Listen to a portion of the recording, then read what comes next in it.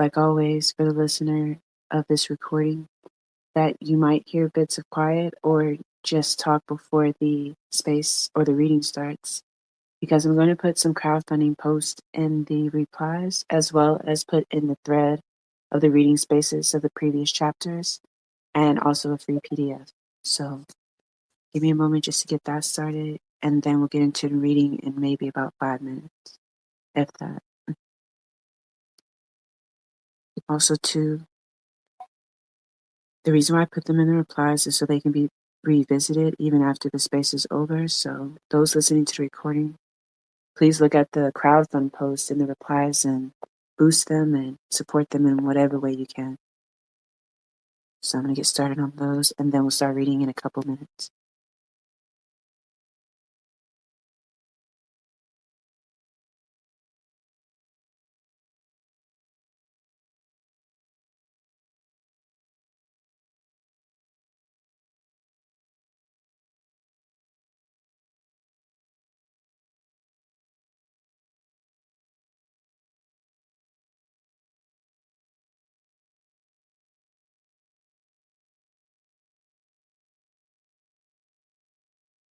Almost done. I'm going to put about 2 more crowdfund posts.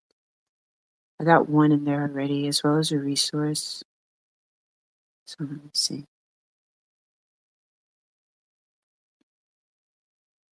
Oh, this is a good one.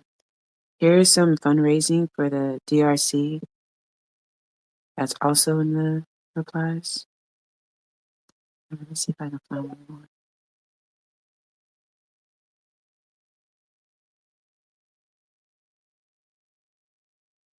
And here's a GoFundMe for helping people in the Sudan. If anyone has any more crowdfund posts to put in the replies, please don't hesitate. That's the good use of this space. So now I'm going to find the PDFs and the previous spaces, and then we'll get started.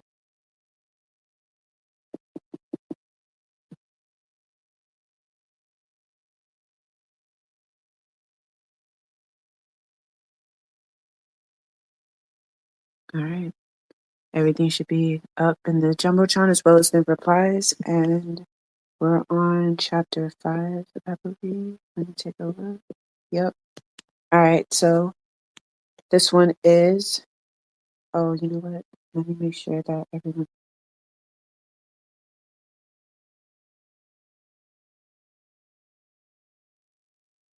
Oh, appreciate you. Thank you. So this is going to be section 5, Palestine in America. This quote is from Che Guevara, 1967. He says, "We must grow tough, but without ever losing our tenderness." The Arab people are frequently accused by their opponents and sometimes by their friends of being too emotional. I, as a Palestinian Arab woman, have something to be legitimately emotional about: the loss of my home and community and the denial of my present and future. But I'm not going to succumb to emotionalism and allow my feelings to blind my reason and undermine my confidence in the capacity of my people to liberate their land. In spite of the power of the enemy, I intend to rely on revolutionary ideology and strategy and mass mobilization to achieve our objectives. In my work, I have chosen to be the ally of reason, not passion, and my party and the Popular Front also analyzes and reasons before acting. We do not embark haphazardly on adventurous and romantic individualistic projects to fulfill individual needs or act out frustrations and hostilities, as Westerner scientific psychologists hypothesize. We act collectively, in a planned manner, either to neutralize a prospective friend of the enemy or to expose a vital nerve of the enemy, and above all, to dramatize our own plight and to express our resolute determination to alter the new realities that Mr. Moshe Dayan's armies have created. Generally, we act not with a view to crippling the enemy because we lack the power to do so, but with a view to disseminating revolutionary propaganda, sowing terror in the heart of the enemy, mobilizing our masses, making our cause international. rallying the forces of progress on our side and underscoring our grievances before an unresponsive Zionist-inspired and Zionist-informed Western public opinion. As a comrade has said, we act heroically in a cowardly world to prove that the enemy is not invincible. We act violently in order to blow the wax out of the ears of the deaf Western liberals and to remove the straws that block their vision. We act as revolutionaries to inspire the masses and to trigger off the revolutionary upheaval in an area of counter-revolution. Dr. Habash, the Secretary General of the PFLP, has stated our human dilemma and our ethical view thus. After 22 years of injustice and inhuman living in camps with nobody caring for us, we feel that we have the very full right to protect our revolution. We have all the right to protect our revolution. Our code of morals is our revolution. What serves our revolution, what helps our revolution, what protects our revolution is right, is very right and honorable and very noble and very beautiful, because our revolution means justice, means having our homes back, having back our country, which is a very just and noble aim. June 12, 1970. I do not see how my oppressor could sit in judgment on my response to his oppressive actions against me. He is in no position to render an impartial judgment or to accuse me of air piracy and hijacking when he has hijacked my home and hijacked me and my people out of our land. If the enemy defines morality and legality in his own terms and decides to apply this ethical and legal doctrines against me because he has the power as well as the means of communication to justify his inhumanity, I am under no moral obligation to listen, let alone obey his dictates. Indeed, I am under a moral obligation to resist and to fight to death the enemy's moral corruption. My deed cannot be evaluated without examining the underlying causes. The revolutionary deed I carried out on August 29, 1969, was an assertion of my spurned humanity, a declaration of my humanity of Palestinians. It was an act of protest against the West for its pro-Zionist, therefore anti-Palestinian posture. The list of the sins of the West is overwhelming. Germany, according to Zionism, has atoned for the incineration of 6 million Jews by the payment of 9 billion marks in quote-unquote reparations to the State of Israel, the haven of a united Zionist Jewry. It has since 1965 almost wholly identified with Israel, especially before and during the June War, when the former Nazi chancellor offered to give the Israelis gas masks to protect them from Arab bacterial warfare. Israel, for her part, has entertained Joseph Strauss and sold Uzi rifles to Germany.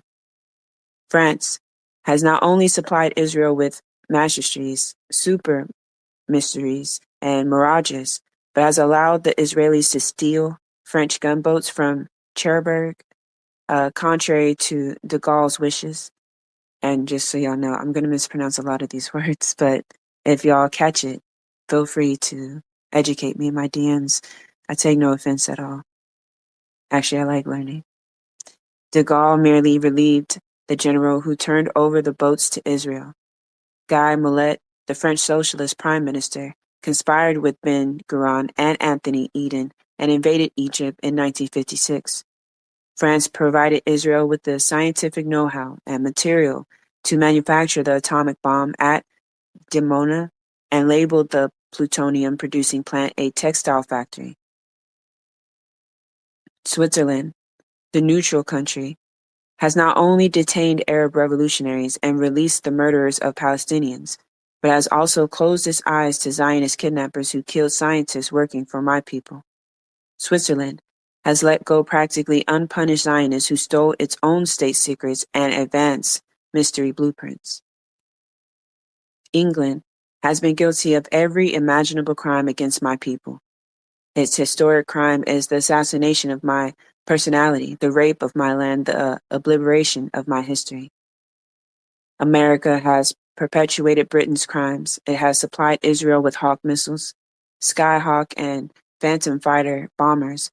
America is the defender, apologist, and financier of Israel in every world forum, at every bankers' conference.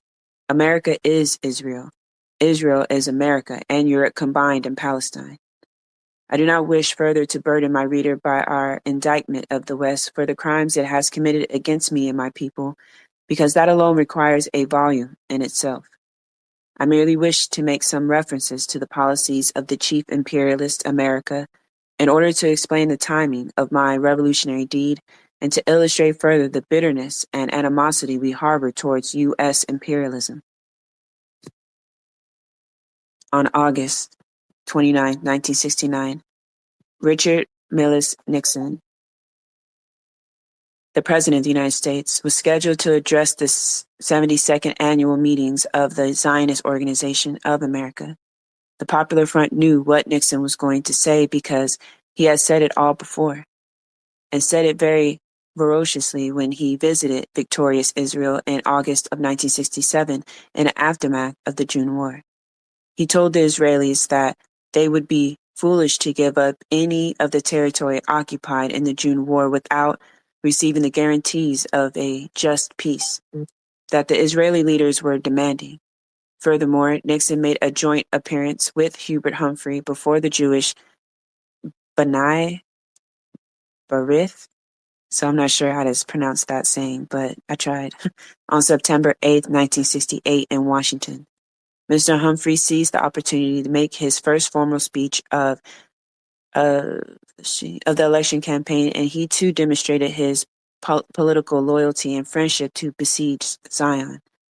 Here is an excerpt from Mr. Nixon's speech before B'nai B'rith, the humanitarian inclined Zionist organization. Israel must possess sufficient military power to deter an attack. As long as the threat of an Arab attack remains direct and imminent, sufficient power means the balance must be tipped in Israel's favor. For that reason, to provide Israel a valid self-defense, I support a policy that would give Israel a technological military margin to more than offset her neighbors' numerical superiority. If maintaining that margin should require that the United States supply Israel with Phantom F-4 jets, we should supply those jets. Nixon, and that was the end of Nixon's quote. Nixon also stated that the danger of war increases in direct proportion to the confidence of certain Arab leaders that they could win the war. What generates that confidence and impels the Arabs to think of war is, of course, the Soviet Union, a state that has stepped up their anti-Semitic propaganda, concocting a Zionist plot in Prague to win support in the Middle East. It is my view that for Israel to take formal and final possession of the occupied territories would be a grave mistake, but it is not realistic to expect Israel to surrender vital bargaining counters in the absence of a genuine peace and effective guarantees. Israel's enemies can afford to fight and lose and come back to fight again. Israel cannot afford to lose once. America knows that, and America is determined that Israel is here in the family of nations to stay. America supports Israel because we believe in the self-determination of nations. America supports Israel because we oppose aggression in every form. America supports Israel because its example offers a long-range hope to the Middle East. Vice President Humphrey, along with Senators Robert F. Kennedy and Eugene McCarthy, had promised to continue military aid to Israel, including jets, until peace, quote-unquote, was established in the Middle East. So what I just read was a continuation of Nixon's speech, and now it's over. Nixon, however, was more empathetic. In Houston, Texas, on September 6, 1968, he had declared, this is another speech from Nixon, but in Houston. I have the general principle that to maintain the uneasy peace in the Middle East, it is vital that Israel maintain a superiority as against its neighbors, and if it takes phantom jets, then they shall have phantom jets. Although we had expected Mr. Nixon to appear in person at the Zionist meeting in Los Angeles on August 29, 1969, as TWA Flight 840 took off from Rome, he did not. Instead, he sent a letter to the president, Mr. Jacques Torkzener, who read it to his fellow Zionists on behalf of Mr. Nixon. The letter stated that America was committed to friendly relations with Israel and cited that the Organization for Strengthening Israel's social and economic foundations and the cultural ties between its people and their friends in America. Nixon regarded these efforts as being in the highest American tradition and assured the Zionists that his government sought a Middle East arms balance that favored Israel's continued military superiority. As the Zionists were gathering in Los Angeles with California Governor Ronald Reagan and Golda Meir, I was having a pleasant chat with the Singer Sewing Machine Company's Middle East agent on my way to Rome to divert TWA Flight 840 to Damascus. I had trained for every conceivable contingency. I had mastered most operational details of the great Boeing 707. There was something, however, I did not train for: the human situation. How to deal with idle or curious conversationalists, how not to arouse their suspicions or be rude to a seatmate. I had to improvise and felt very uncomfortable. I imagined that all the Westerners abroad knew about my mission. My seatmate from Beirut to Rome was a clean-cut, sociable American on his way to New York. I knew that Americans, like most other tourists, like to make casual conversation about everything under the sun. I didn't realize that they posed personal questions so directly and so nonchalantly. Mr. Holden must have been bored, and he wanted to talk. "Where are you going?" he asked to open the conversation. "I'm going to Rome," I said. "Why are you going to Rome?" he continued. I paused momentarily to fabricate an answer and said with simulated shyness, "I'm going to meet my fiancé who is coming from London to meet me in Rome in a few days." I suddenly realized I had made a slip. What if he too were going to Rome and asked me to dinner or something while I was waiting for my fiancé? I swiftly corrected my mistake by adding, "It is quite possible that he might surprise me and be waiting for me at the airport." Then I asked him, "Where are you going?" "To New York," he said, much to my relief. He was determined not to let the conversation lapse. How on earth would an Arab girl be going to Rome to meet her fiancé alone and getting married? He asked. I answered in a superficially self-assured tone. "I've known him since we were children, and we've been engaged for several years. Besides, we are modern, not traditional Arabs." "That's good," he said, and started telling me how he and his wife had eloped because her parents had disapproved of him. As I assured him that I was not eloping, the stewardess cheerfully announced that there was a newly married couple on the plane, and they had a huge cake they would like us to share. "Who would like to have some cake?" she said. Everybody, including Mr. Holden and I, chanted in chorus of "I would." In the midst of this jolly atmosphere, Mr. Holden asked, as if to dampen my enthusiasm for marriage, "How come you're getting married when your fiancé is still a student and without a career?" I smiled. "We're not filthy rich oil kings, but we're rich enough to afford it while we're young." Then, he said, "May I suggest that you spend your honeymoon on a yacht by yourselves on the Mediterranean coast?" I interrupted, protesting, "I'd rather be among people." He shyly asked, "Are you going to marry the people?" "No," I said, "but I love being with people." As I cleared customs and claimed my luggage, I had to face a porter who insisted on helping me, and then asked, "When can I see you? Tonight?" I was angered by his forwardness and firmly said, "I'm engaged. I'm sorry," resorting to the traditional stewardess reply. I had to face the same problem with another man on the bus into Rome. By now I was running out of patience, especially as my suitor squeezed close to me and practically tried to hold me in his arms without having spoken to me. I said, furiously, "Take your hands off me. You're about to drive me out of the bus with your pushiness." He did, and he didn't dare make any other overtures all the way. I spent 2 days at the hotel fending off invitations for personally guided tours of Rome. During these 2 days, I walked the streets of Rome alone. It is strange, but I had no desire to purchase anything, see Rome's ancient glory, or even go to a film. I only walked and walked, contemplating my mission and reciting its details to myself. Early on the morning of August 29th, I checked out of the hotel and caught a bus to Fiumicino Airport on the outskirts of Rome. Happily, the only snag was a half-hour flight delay. My associate, whom I recognized only from a photograph, appeared on schedule and we exchanged pre-arranged signals. His name was Salim Isawi. He was a Palestinian from Haifa who had been raised in Syria. Salim sat quietly nearby and we tried to ignore each other. All was going smoothly when suddenly the human element threatened our careful planning. A few seats away, there was a little girl with a button on her dress cheerfully proclaiming, "Make friends." That message brought me up short, forced me to remind myself, as I watched her playing with her little sister, that this child had committed no crime against me or my people. It would be cruel to imperil her life by hijacking a plane, the symbolic meaning of which she had no conception. A plane that could explode during our attempted seizure or be blown up by Israeli anti-craft fire when we entered the Israeli airspace. While these calms pricked my conscience, the whole history of Palestine and her children came before my eyes. I saw everything from the first day of my exile. I saw my people homeless, hungry, barefoot. The twice refugee children of Bagan camp near Amman seemed to stand, a humiliated multitude in front of me saying, "We too are children, and we are part of the human race."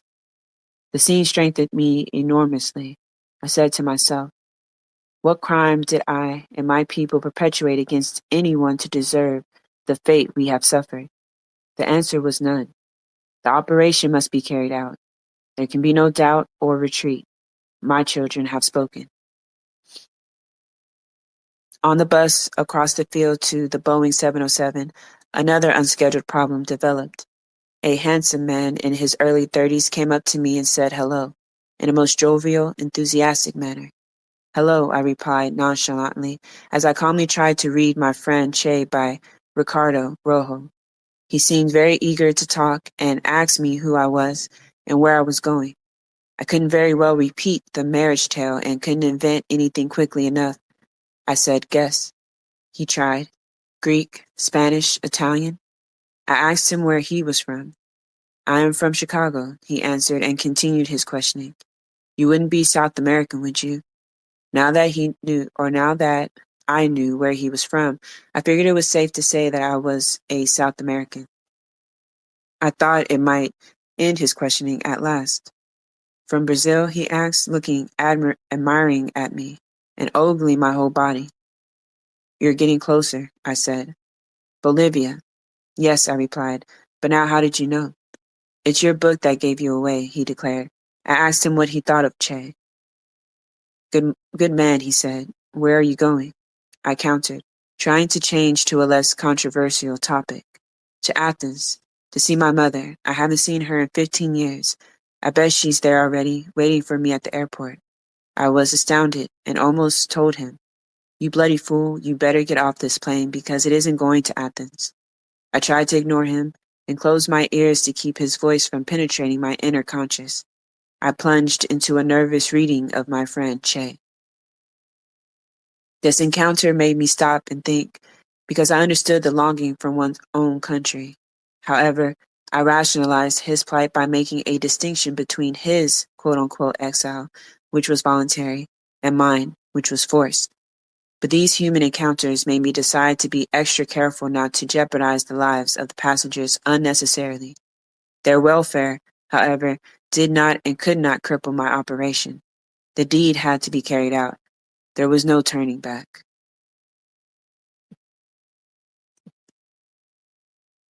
The plane was airborne for only 20 minutes before the hostesses were graciously trying to serve their 5 first-class passengers. Neither Salim nor I was anxious to eat.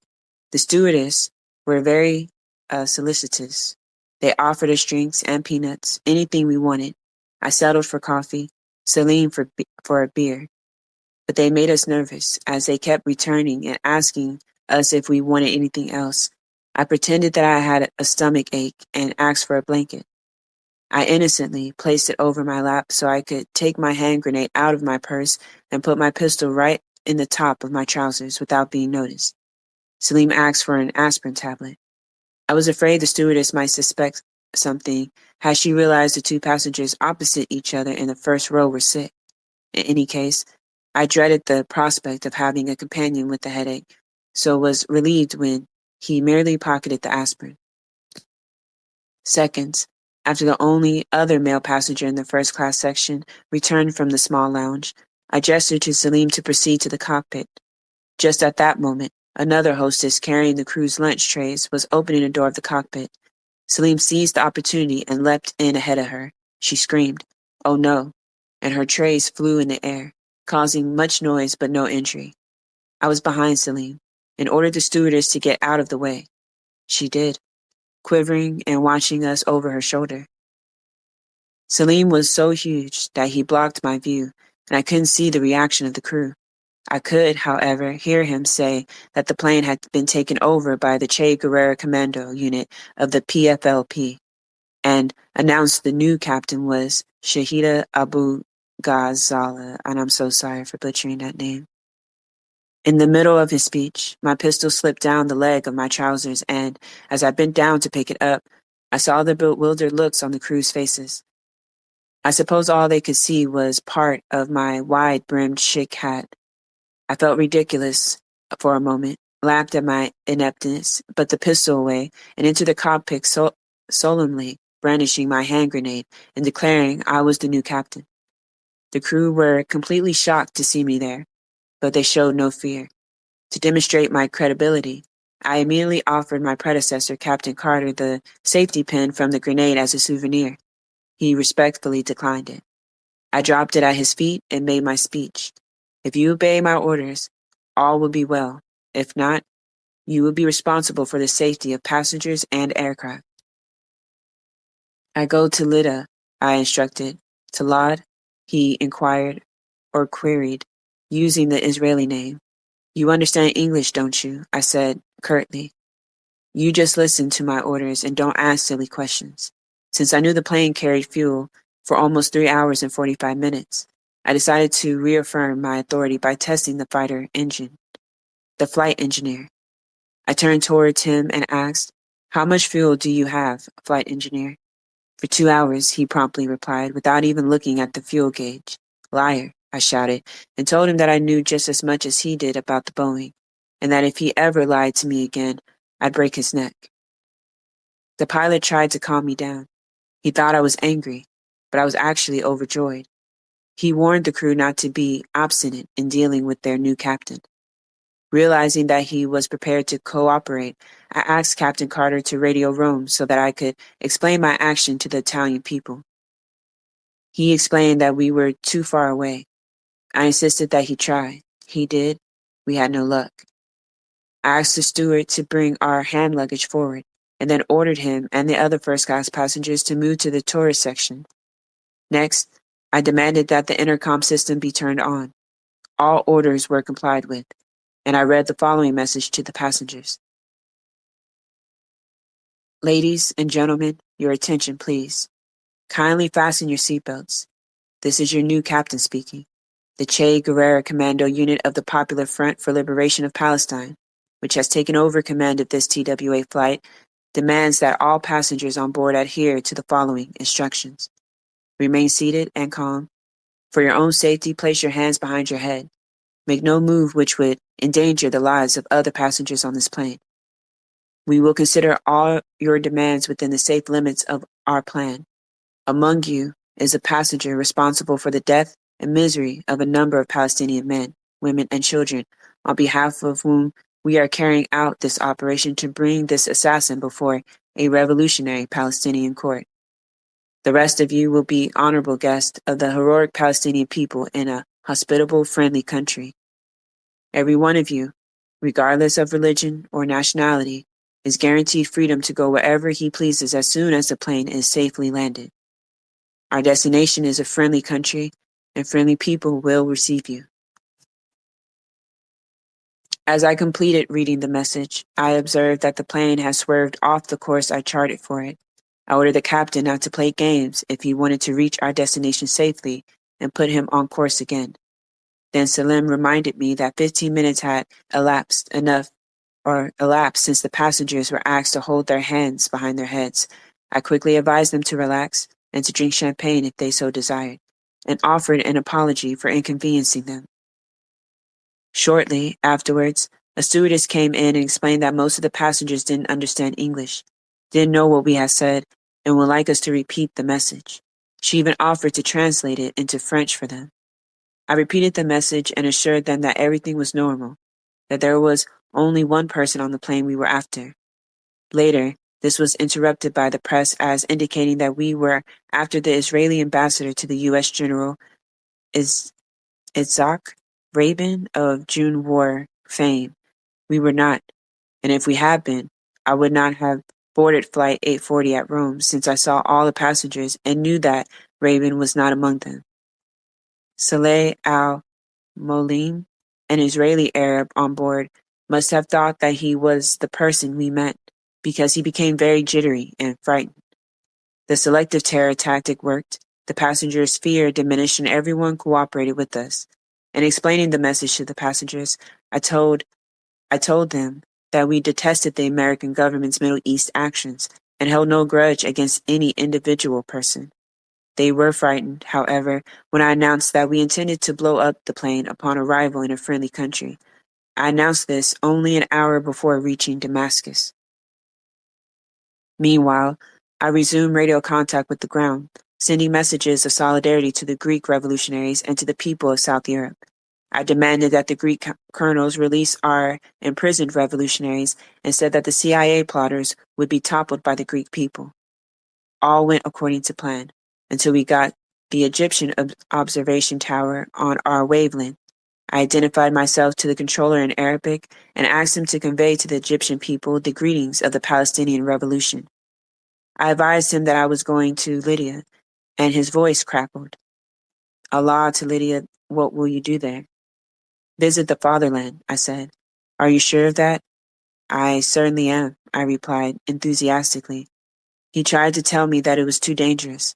I switched him off, then relented momentarily as he screamed, "Oh front, oh popular, oh Arab, Palestine," but the rest of the appeal was too incoherent and inaudible.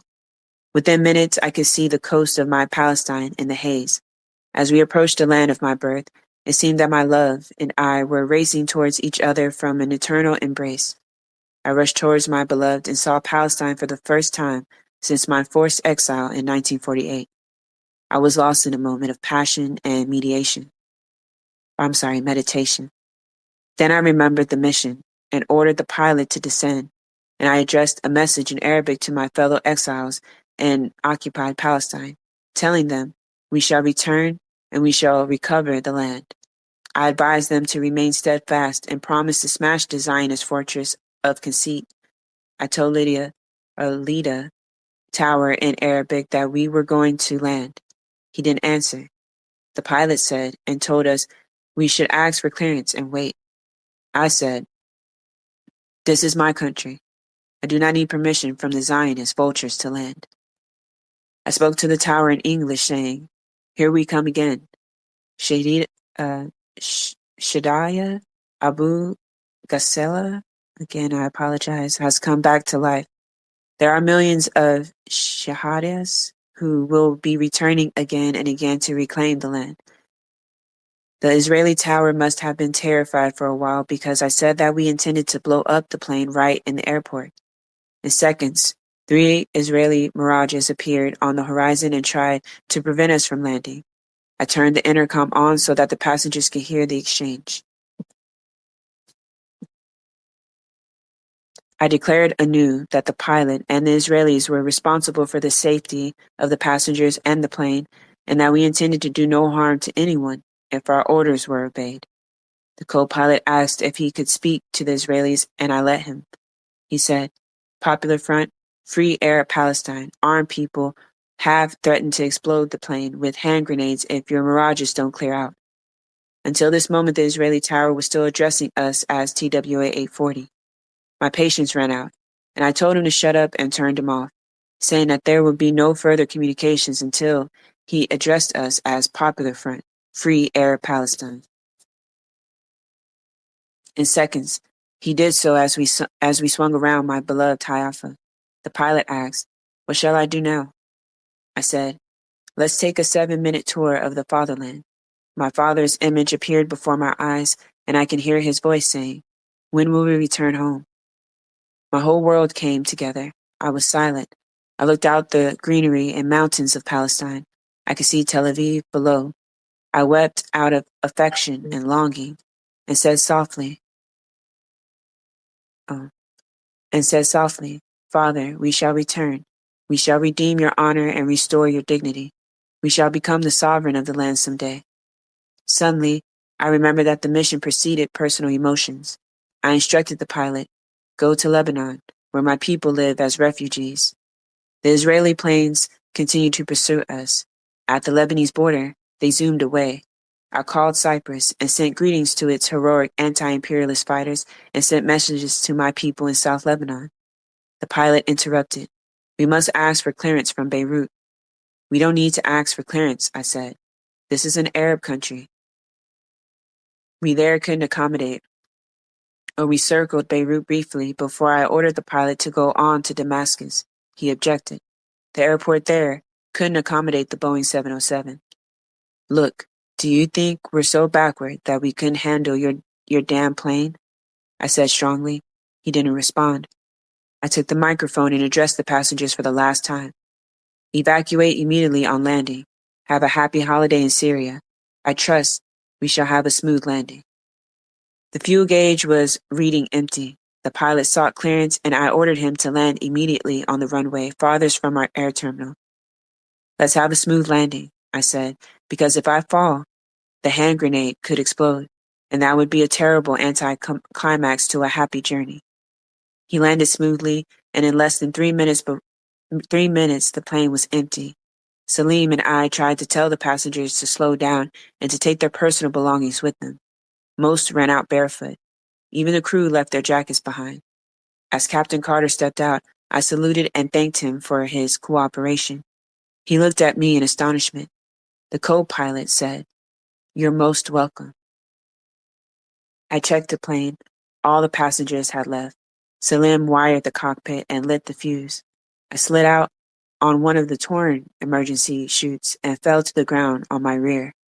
Salim followed and landed on my shoulders. The plane did not explode as scheduled. Salim's personal courage made him climb back in and set everything in motion once more. When Syrian soldiers arrived on the scene, I distracted them by saying, "The Israeli officers ran in that direction. Go and get them." Salim was still on the plane. I feared for his safety, but admired his heroism and selfless devotion. I tried to leap in and couldn't. Suddenly he appeared and waved reassuringly. The Boeing still did not explode. He fired a few shots into the wing of the plane, but there was no fuel left, so it wouldn't readily ignite. When sparks finally fluttered, we took cover 20 yards away. Half a mile away, the passengers in the terminal watched the bonfire and the explosion of the Boeing. The Syrian soldiers returned, astonished. They were even more surprised when Salim and I surrendered to them and turned over our weapons. The Al-Hadaf photographer, who was parachuted by the front to film our landing and the explosion, was so excited that he forgot to remove the lens cap from his camera. Our Syrian hosts took us to the air terminal, where I delivered a brief speech to the passengers. "Ladies and gentlemen, thank you for your kind attention and your cooperation during this flight. I, Captain Shadia Abu Ghazala, I apologize. That's not my name. My name is Khalida. Shahida is an immortal woman who wrote, 'Heroes are often forgotten, but their legends and memories are the property and heritage of the people.' That is something historians and analysts cannot understand. Shadia, or Shahada, maybe, will not be forgotten by the Popular Front and by the generation of revolutionaries who helped mold in the path of revolution. I should like to know that Shahada was a Palestinian Arab woman from Nablus, that she was a school teacher and a member of the Popular Front underground, that she died in an explosion at her own home at the age of 21 on November 21st, 1968, while manufacturing hand grenades for the front. She was the first woman martyr of our revolution. I assumed her name on Flight 840 to tell the world about the crimes the Israeli inflict upon our people, and to demonstrate to you that they make no distinctions between men, women, and children. But for their own propaganda, objectives they repeatedly state in your press how we attack their quote-unquote innocent women and children and how cruel we are. I want you to know that we love children, too, and we certainly do not aim our guns at them.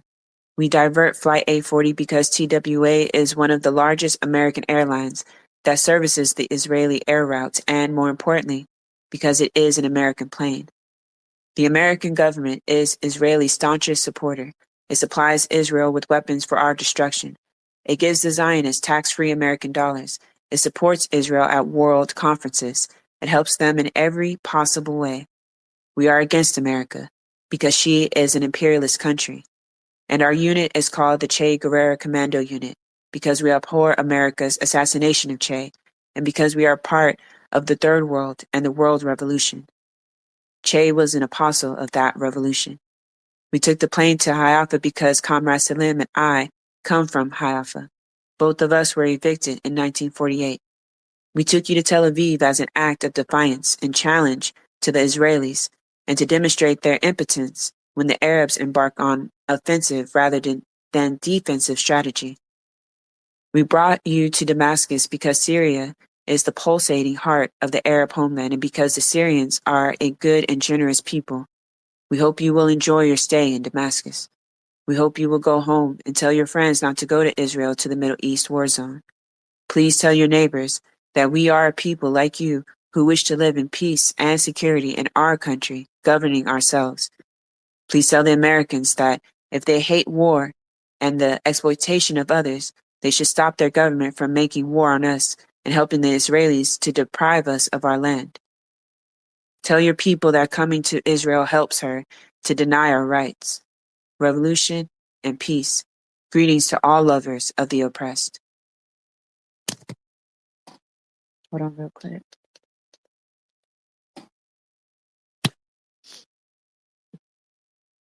I had to take a quick drink. It was nearly 7 p.m., August 29th, 1969, as I concluded my speech. I saw my Greek friend sobbing and an American woman trying to assuage him. I do not think he recognized me as his bus companion. Salim and I mixed with the passengers and distributed sweets to the children. Two old ladies were consoling each other. One was saying she was quote-unquote wet, and the other was telling her to thank God for having arrived in Damascus alive. The Syrian authorities cleared the passengers through customs and took them to hotels in Damascus. They released all of them with the exception of 6 Israelis. One American woman was taken to hospital with a broken ankle. On September 3rd, 4 Israelis were released. Later, the other 2 were exchanged for 2 Syrian Air Force pilots in Israeli custody and a handful of imprisoned fighters. Salim and I were taken to police headquarters.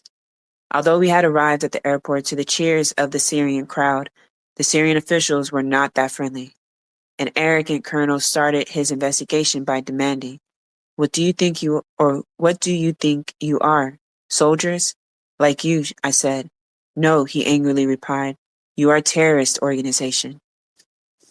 Hey, I said, am I in Israel or the Syrian Arab Republic, the advocate of revolutionary warfare? The colonel didn't like my tone of voice. This action is not Fadine-like. It is terrorism, he said. Look, I explained, I am a soldier who carried out her assignment. If you wish to debate the validity and legitimacy of our revolutionary strategy, we'll be happy to do so with you, but not in a police station. Where did you train? I will answer no further questions, since I already gave you my name and told you what party I belong to. The colonel ordered us to be held in dingy little rooms and gave us 2 blankets each. At about 11:30 p.m., we were taken from our cells to the second floor for further interrogation. I gave my name as Khaled, and they obviously knew it was false. The officer in charge was rather suave and clever. He ordered his assistants to bring us dinner and persuade and proceeded to tell us how he strongly identified with the Palestinian revolution. I interrupted. That is not the colonel's view. What colonel? He said. You should know, I answered. The assistants brought food, and I declined it, declaring, I won't eat until I am released. Where will you go if released? He asked. To my country, Palestine, I said. The officer inquired about many things, and my answer was an emphatic no comment to every question. Late that night, I asked to go to the bathroom, and I was accompanied by a male policeman who was under orders to search me before I went in. I dared him to touch me, and threatened to attack him and scream rape if he did. He ignored the orders and took me back to my windowless cell. He asked the male guard to buy me a packet of cigarettes. He refused, doing out one cigarette at a time for the remainder of the night. Since I wasn't able to sleep, see anyone, or talk, I kept the guard marching me back and forth to the bathroom all night. I do not know who was more exhausted by morning. I continued that strategy for the next 4 nights. On the morning of August 31st, breakfast was brought in and I declined to eat again, announcing that I was on a hunger strike. By then, I hadn't had a good meal in 3 days and I was smoking very heavily. I was also getting bored, being in isolation, but knowing full well that my comrades were joyously celebrating my deed. Around noon, I twisted the edge of the rusty iron partition between me and Salim, and we started whispering to each other face to face. I told him about the wet lady at the airport, and we laughed boisterously about it. The guard heard the noise and ran towards the cell, thinking I must have gone mad. He asked me to share the joke with him. I refused to say anything. When he realized that I was still sane, he looked around my cell and found the hole. He accused me of being a terrorist and threatened dire consequences if I widened the hole. I dared him. Go and tell your superiors. That afternoon, another colonel came to visit us, but he was in civilian clothes. He was smoother than his predecessors. He introduced himself as a Palestinian pilot with the Syrian Air Force from Al-Nazira. My name is Azani, he said, and I have just returned from the front bringing you the revolutionary greetings of the fighters. I said, if you recognize us as revolutionaries, why are you holding us in prison? Why are you on a hunger strike? He asked, without answering my question. I said, because I'm being treated like a criminal, and I protest very strongly against these insulting interrogations of intelligence officers like yourself. He asked if I needed anything or any money. I replied proudly, I have money, and the only thing I want is departure from the Bayath prison. He left without comment.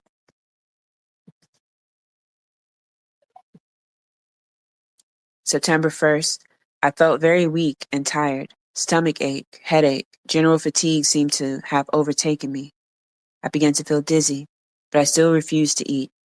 That evening I fainted on my way to the bathroom and took them a few minutes to revive me. The Syrians were very disturbed and called a doctor who tried to persuade me to eat some yogurt or drink something other than coffee. I insisted, no, and passed out again. All I remember after that was a nurse bathing my face and Salim carrying me to hospital ambulance. I was not fully conscious until the morning of September 2nd, when with a sense of inner peace and self-fulfillment, I sat down in the hospital and wrote a few notes, taking my inspiration from Trey's immortal dictum. We must grow tough, but without ever losing our tenderness.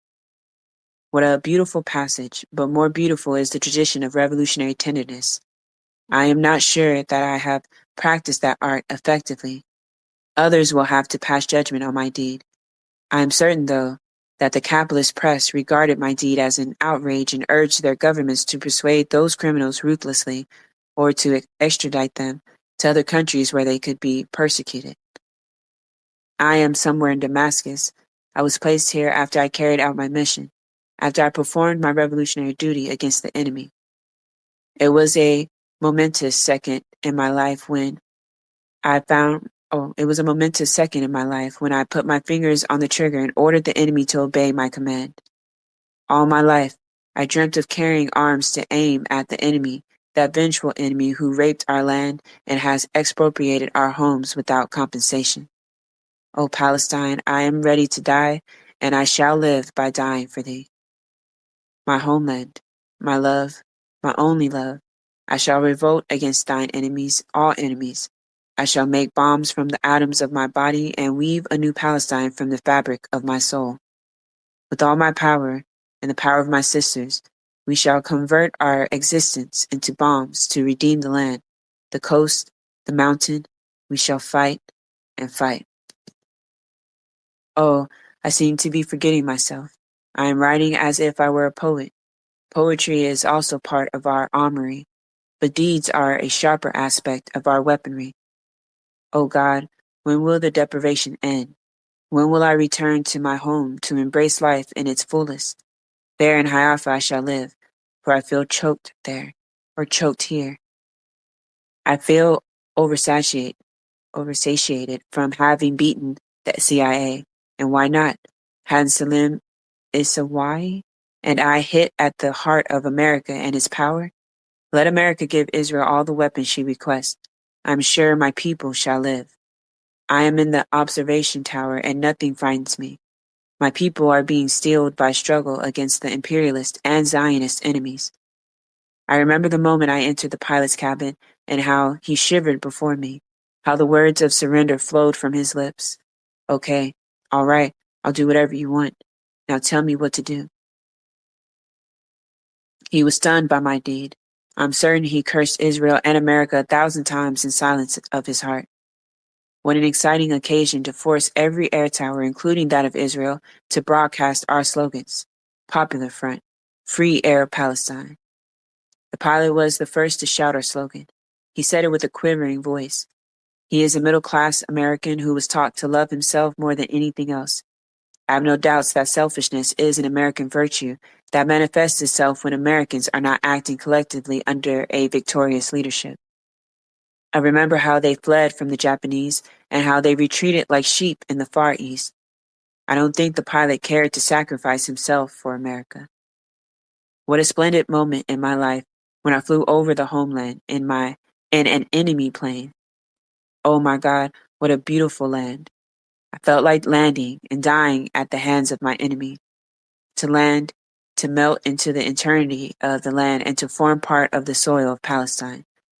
But our revolutionary nobility impelled me to sacrifice my personal wishes for a union with the land in order to save the children who committed no sin against me or my people. The passengers are not guilty of any crime. As for our part, aren't we the friends of all peoples? Now I remember the moment I communicated with Cairo and conveyed our revolutionary greeting to the Egyptian Arab people. The Cairo Tower wanted to know where we are headed. I told Lida, oh Lord, he said.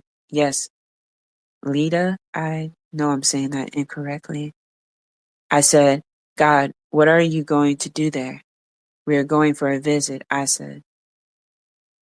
Moments after, I was in touch with the Lida Tower, which insisted on calling me TWA 840. I told him sternly to shut up and refused to answer him until he addressed me. Popular Front, Free Air Palestine, exacting such concession from a Zionist stooge was indeed an achievement. The Israelis thought that Salim and I were going to explode the plane and its passengers. What fools. They must think we're a bunch of suicidal gangsters like their leaders. In Damascus, we indeed exploded the cockpit of the imperialist plane as an expression of our strategy, which aims at hitting the imperialist interests wherever they may be. The Popular Front will destroy the treasonous enemy, the enemy of humanity, right and just. Blessed be the arms that carry out deeds and the revolutionary brains that conceive of deeds and plans them. We shall be victorious. Sleep has fled from my eyes. I hear the cries of prisoners being tortured in Syrian dungeons. I cannot condone torture, no matter what the crime was. I hate to hear of a man crying in pain. I hate the infliction of pain on any person, because I know what it is to feel pain. Pain and anguish for the loss of the homeland, for the loss of a whole people, the pain of my entire nation. Pain truly affects my soul. So does the persecution of my people. It is from pain that I derive the power to resist and to defend the persecuted. My people, my land, my Palestine, for thee I shall resist. For your honor, I shall accept pain. Palestine, my love, for you I shall fight, fight, and open the road of return, victorious return, to all parents, to all lovers. Today I am a volcano, a revolutionary volcano, volcano, the front revolution. Yes, the revolt of return. My front is free, my front to Palestine, paving the way to all my Arab people with guns, cannons, my front acts, and with brains. Yes, with brains we act. I reflected briefly and wrote a note to my mother, and to all mothers. To you, my dearest, I write these lines. Where are you? I see you only in my imagination. You are waiting for my return. Be patient, mother. I shall return. I see you, beloved, in the hands of thy enemies. I am choking, on the verge of death, every time I imagine you. O Lord, safeguard her and safeguard my people as you protected me. Safeguard them from the persecution of the enemy. Blind the enemy whenever he tries to violate my domicile, for my Palestine is not only my mother, she is my sister, friend, and companion. Oh, how I long for Palestine, for my beloved, for my brothers and sisters in this little Syrian cage where I feel physically bound and spiritually boundless and universal. For I have overcome the particular and reached for the true good, the good of the oppressed. The feeling of being uprooted accompanies me everywhere. The feeling of being stateless, without a homeland, is a feeling that can only be obliterated by the return. O Lord, what a dreadful human dilemma to be separated forcefully from one's own country. Yes, I feel unanchored, for my land is raped. It is under the hoofs of the Zionists, a people that have evicted my mother and other mothers and raped my true mother Palestine. I swear by my revolution, by my humanity, that we shall return the Palestinians to their homes, and we shall recover our lost humanity. Yes, we have lost everything. We have lost life and its meaning. We have lost the humanity of man. We are a people that lost its land. And he who loses his land, loses his life, for land is the source of life. My beloved, I shall return on the wings of eagles to you. I shall return repeatedly to spread terror in the hearts of the enemy. I shall flag the enemy. I shall pulverize him. And why not? How can I forget the rage of the tempest that struck my dear father? 1,000 greetings I send to your soul, my father, and the souls of Palestinian fathers in the beyond. Tortured, you left Palestine, and uprooted, you lived. Desire replaced health, sadness, joy, hatred, love, humiliation, pride. Father, rest assured I shall avenge your honor and redeem your dignity, the honor and dignity of all martyrs. By cannons, bullets, bayonets, from the heavens we shall descend, from the sea we shall come, from Mount Carmel we shall leap to the heart of Haifa. My front shall do this too, tend the wound, secure the needy, and inspire the children of despair. Mother, I can no longer keep my secret. I am a lover of Palestine, and I have no other love. Therefore remain firm and constant, unafraid, my people, face tyranny and oppression. Be with me, my beloved. Remember our martyrs. Remember the stolen lands. Take all difficulties with steadfast revolutionary violence, for the path is long and steep, and the recovery of the homeland needs absolute firmness.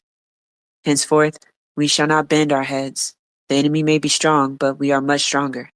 Our cause is right and just, and we have begun to believe in ourselves. We no longer know fear. Wait for me. Wait for victory. We shall return. On September 3rd, I was shocked to hear that the Syrians had released 4 Israelis while Salim and I were still detained. I lashed out at the Syrians, threatening retaliation. The nurses tried to calm me, explaining that the hospital was not a prison and urging me to eat if I wanted to be released quickly. I promised to behave if they brought me newspapers and let me listen to the radio. They agreed, and I felt compensated for my fatigue when I heard a broadcast in which the story of the hijacking was told according to the pilot. Moments later, the commander-in-chief of the Syrian Armed Forces, General Mustafa Thalas, entered my room, my most distinguished visitor. The general said he disapproved strongly of my deed and insinuated that I was a UAR agent who had brought the plane to Syria to embarrass the Syrians and give President Nasir a propaganda boost. I assured him that the front was totally autonomous and took orders from no one. I raised the issue of the released Israelis, and he explained that I was the guest, not the prisoner of Syria. I would rather not be anybody's guest because I must return to my base to carry on with my work, I said, and asked him to see if he could arrange a meeting for me with President Astasi. The president was in Egypt for a meeting of the frontline states, he explained, and he didn't know when he was coming back. The general left, and Salim and I were moved to an apartment with 4 other people. We began to realize that the more indignant we behaved, the more lenient and accommodating the Syrians became. We demanded to know why we were being kept there and how long it was going to continue. There was no reply. Around 10 that evening, we were visited by Colonel Ali Zaza. He is presently the Minister of the Interior under President Hafez al-Assad, and got an inkling of what was in store for us. Zaza came with 2 other men who identified themselves as Sayaga commanders. Sayaga in the Syrian supported section of the resistance. They were eager to talk. For the next 4 hours, we debated the whole history of the resistance, the role of Fatah, the Palestine National Congress and its value, the nature of socialism. It became increasingly obvious that Sayaga was a branch of the Syrian Ba'ath and had no independent personality of its own. Although we agreed on some points, we felt that, on the whole, Ba'ath of Atazi, Jadid and Makus, the current ruling Tramavate of Syria, believed in left-wing Baathism, but not scientific socialism and dialectical materialism. By September 4th, we must have become very fashionable and respectable. 4 ladies of upper-class appearance and attitudes came to visit us and presented me with a bouquet of flowers. 3 introduced themselves as representatives of the Syrian, Palestinian, and Lebanese Union of Women, and 1 was a member of Fatah. I looked at them with contempt and asked if their bouquet was a fitting tribute to a living revolutionary who had accomplished her mission. They were taken aback. 1 had the audacity to criticize the front for the operation, calling it an attempt on our part to eclipse the burning of the Al-Aqsa Mosque, and an action which was gaining sympathy for the Arabs and unifying the Muslim world behind one policy. At one hurriedly called Summit Conference of Arab States, Israel was held responsible for the burning of the mosque and accused of desecrating a Muslim shrine and attempting to Judaize it. I explained that the Al-Aqsa incident had occurred more than a week before our attack and had no relation to our action. Furthermore, I insisted, we did not strive for a unity based on religious bigotry, but we were fighting for the unity of an anti-imperialist forces. My congenial guests were not impressed. They were impressed. They were upset that an upstart like myself could dare cast aspersions on their idols. Aspersions on I have to look up that word. I'm not familiar with it. They walked out in a huff, never to return to amuse me with their feminine slave passions and fashions. The evening of September 4th was a sad one for me. I learned of the death of a great revolutionary leader, Ho Chi Minh. Ho's death struck me like lightning. I felt part of me had died. It was the same feeling as when I heard about the assassination of Che. I knew Ho's principles would live, and that he was an old man who had lived a full life and helped liberate a substantial part of his homeland. Yet, I was sad and contemplated for an entire sleepless night the greatness of Ho and what we Palestinians could learn from him and his example. The next morning, I sat down and wrote a poem. During a 5-week period from September 5th until October 11th, Salim and I were held in 3 different guest houses in Syria. The Syrians, I am certain, were not afraid of Salim or me. They feared the front and its heroic exploits.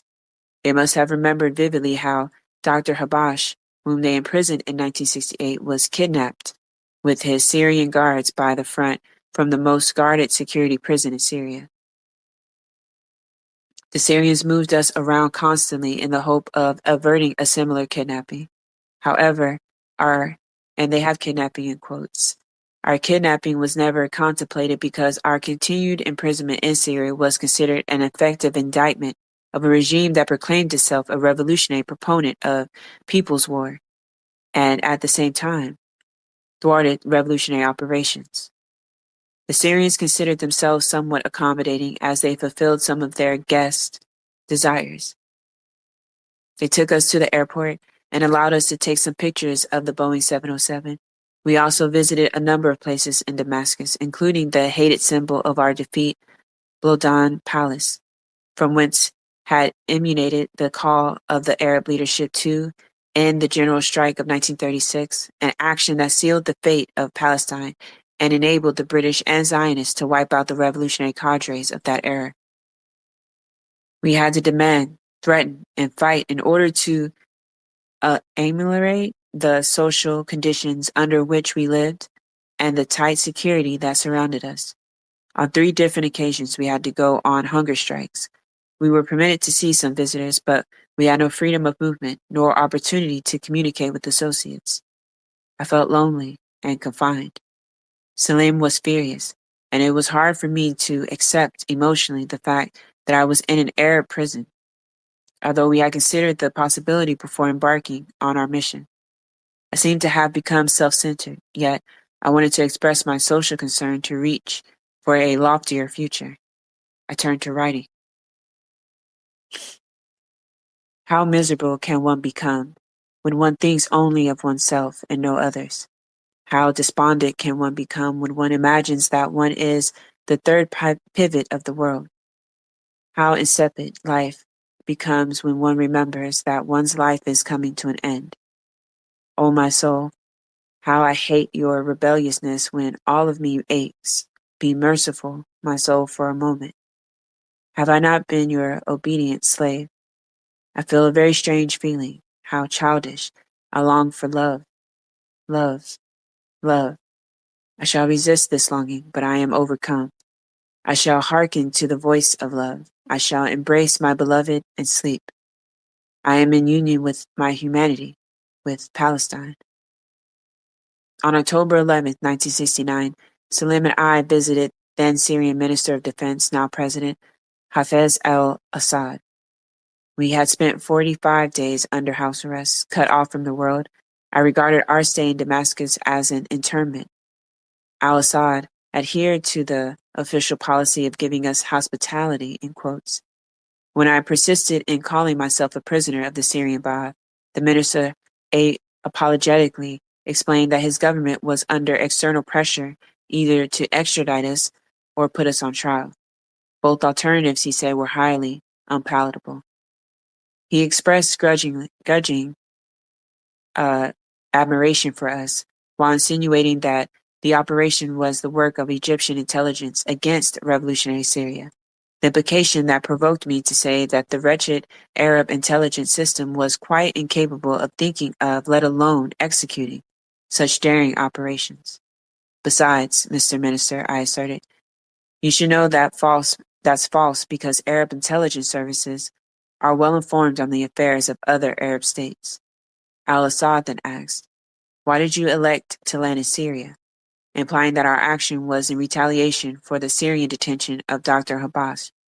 Short on fuel, or Dr. Habash, the Secretary General of the Front. My reply was, principally for practical reasons.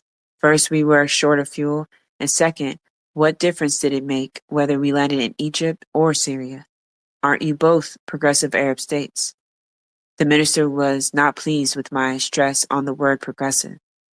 I reminded him that Colonel Zaza had promised to obtain our release some time ago and to arrange for an interview with President Asazi.